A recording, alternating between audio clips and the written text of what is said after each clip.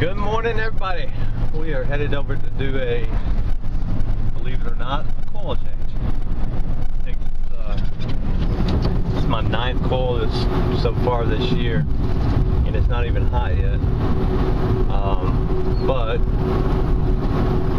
by all rights, the outdoor unit should be changed, but it's a rental house, and I warned her about, hey, Freon going up, and she said, just go ahead and change the coil. So that's what we're going to do. We're just going to change the coil and get some shots of it. And this furnace is actually an odd sized furnace. It's not a 14-inch wide, it's not a 17-inch wide, it's a 16-inch wide. I think it's 16. Anyway, so you can't buy a 14-inch because the coil's too small. You can't buy a 17. Well, you had to buy a 17 because and just let it hang over a little bit off the side. But you know, it is what it is, and when you're dealing with older equipment, you just got to do what you got to do to make it work, and you know, get her done. Anyway, we'll see you in a bit. Alright, so there is our leaking coil, and on this one I did buy an Amana coil, but you see the flue is to the right of the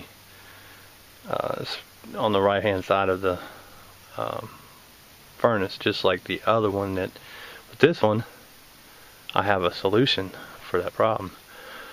I'm going to actually turn the coil around the opposite way and have it feeding from the back, so that way if the coil ever has to come out or whatever, we don't have to mess with the flue. But you know, it'll be just fine when we get done. Before we continue with pulling the coil out of here, I just want to take a minute to show you mastic. Some people love it. I hate it. It is a service guy's worst nightmare. I mean, look. I had to hammer that stuff out of there, and what's the point? I mean, come on, fellas. Look at. I mean, that is ridiculous to do that. That's insane. So anyway, mastic, you gotta love it. Alright, well, I finally broke the coil loose. I had to use my screwdriver, my handy dandy screwdriver. But anyway, let me tell you, you spend all that time sealing up the thing with mastic. I mean, that stuff is on there. The guy must have got paid by how much mastic he used. Because anyway, this tells you how guys out here just do not know what they're doing. Put all that mastic on there, but yet he put a strap around the flue and screwed it to the coil door. There's another 2 sets of screws right there. There's 2 sets of screws right there.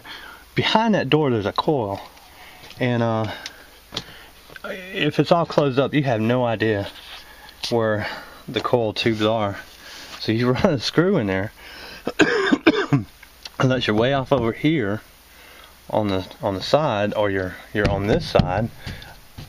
I wouldn't run a screw anywhere in the coil. But you know, go ahead and keep putting all that mastic on there. It really does a great job, and you can actually seal it up just as good with tape.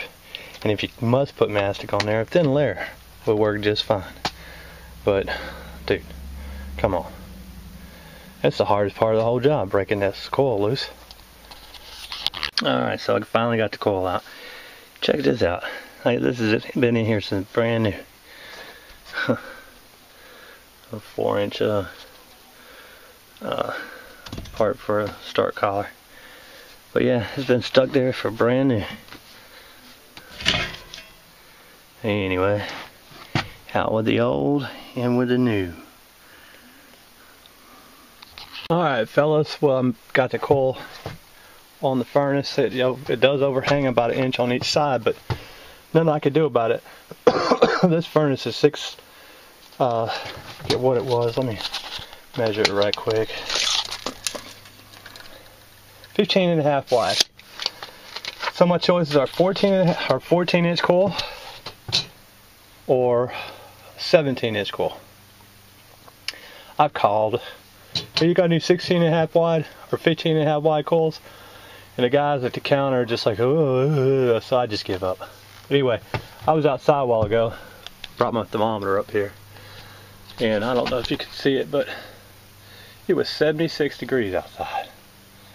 And it is, outside it's 76. Up here, it is 105. And this is April 9th. It's not even been hot. Today's gonna be the first day we're in the 80s, but so 76 outside, 105 up in the attic. I was wondering why I was sweating. I thought it was like 85 up here, but 105. Anyway, see, there's the back of the coil on the front of the furnace, and the front of the furnace on the back of the front of the coil on the back of the furnace. So if you ever sit on one, this is how you do it. So anyway, I'm gonna get it taped up first. Normally I weld the line set in and then tape everything up while the vacuum's being pulled, but I just want to get it so I can go back outside and take a break right quick. It is hot up here.